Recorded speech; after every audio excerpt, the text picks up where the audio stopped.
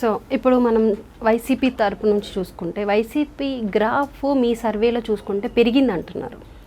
అది ఎలా సాధ్యమైంది అసలు? అంటే 11 సీట్లకి పరిమితం చేసిన ప్రజలు ఇప్పుడు ఆ వైసీపీకి మళ్ళా దానికి ఎక్కువగా శ్రద్ధ చూపిస్తున్నారు, వైసీపీ వస్తే బాగుండు అనే విధంగా ఉన్నారు అన్నట్లు కూడా మీ సర్వేలో తెలుస్తుంది. అసలు ఎందుకు అలా అంటారు? అంటే ఇప్పుడు కూడా మీకు 1 year కంప్లీట్ అయింది, రేపు పొద్దున్న జమిలీ అంటారు, అది 1 year కావచ్చు 2 years కావచ్చు, అది పక్కన పెడదాం. 3+1 1 versus 1 అయిందండి. ఇప్పుడు ఇక్కడ 3 నుంచి 1 అయినప్పుడు కూడా అప్పుడు కూడా అంత వ్యతిరేకత, అంత భావజాలం ఉన్నప్పుడు కూడా they got 39 to 40% of vote banking వచ్చింది. ఇక్కడి నుంచి మీకు ఏ ఒక్క ఓటుకు వెళ్ళినా అదర్ ఆల్టర్నేటివ్కి వెళ్తుంది, ఏ ఒక్క పర్సెంటేజ్ వెళ్ళినా అదర్ ఆటోకి వెళ్తుంది.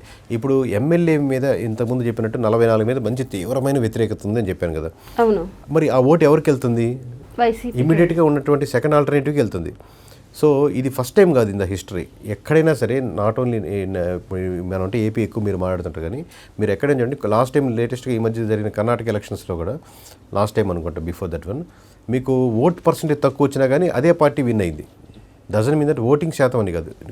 కొన్ని దగ్గర మీరు మెజారిటీలు ఎక్కువ గెలిచారు కానీ సీట్లు తక్కువ, కొన్ని దగ్గర మెజారిటీ తక్కువలు గెలిచారు కానీ సీట్లు ఎక్కువ. ఓటింగ్ పర్సెంటేజ్ చూస్తే వాళ్ళు తక్కువ వచ్చు కానీ నెంబర్ ఆఫ్ సీట్స్ పెరుగుతారు అనమాట. సో కొన్నిసార్లు రివర్స్ కేసులు ఇప్పుడు మనకు 40% వచ్చింది, 40% చూస్తే 11 సీట్సే వచ్చాయి. కంపారిటివ్లీ దానికంటే తక్కువ పర్సెంటేజ్ వచ్చిన దానికి 21 సీట్సే కంటెస్ట్ చేసి 21 సీట్స్కి గెలవగలిగారు.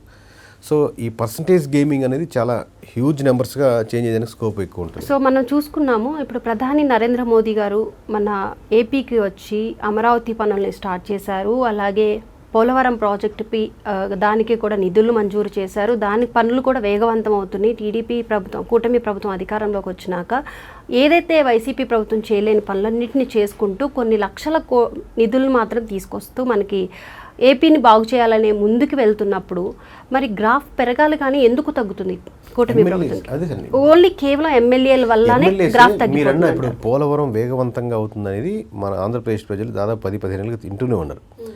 They will only satisfy complete works, ఇది ఈ ప్రాజెక్ట్ చేసాము, ఈ అమరావతి బిల్డ్ చేసాము అనేది రిజల్ట్ చూసినప్పుడు సాటిస్ఫై అవుతారు. క్యూరియాసిటీ ఉంటుంది, మనకు బిర్యానీ ఉడుకుతున్నప్పుడు వచ్చిన స్మెల్ చూసి బాగుండొచ్చేమో అని క్యూరియాసిటీ ఉంటుంది. బట్ కంప్లీట్ సాటిస్ఫాక్షన్ ఎప్పుడంటే మీరు ఫస్ట్ ముద్ద కనీసం తిన్నాకే సాటిస్ఫై అవుతారు. సో ఆ రిజల్ట్స్, ఆ ఫ్రూట్స్ వస్తాయి చూడండి, అప్పుడే దే విల్ సాటిస్ఫై. బట్ మొక్క పెరుగుతుంది పోలవరం అనేది రాజశేఖర రెడ్డి గారు ఉన్నప్పుడు నుంచి తింటున్నాం. మేబీ అప్పటి నుంచి ఈ స్టెప్ బై స్టెప్గా వెళ్తుంది. ఆబ్వియస్గా ప్రతి గవర్నమెంట్లో ఎంతో కొంత ముందుకు వెళ్తుంది, ఎంతో కొంత మళ్ళీ స్టెప్ బ్యాక్ అవుతుంది, మళ్ళీ ముందుకు వెళ్తుంది. But when really they completed అప్పుడు ఆ ఫ్రూట్స్ రిజల్ట్స్ వస్తాయి. ప్రాసెస్లో ఉన్నప్పుడు ఏంటంటే మేబీ అంత ఉండదు.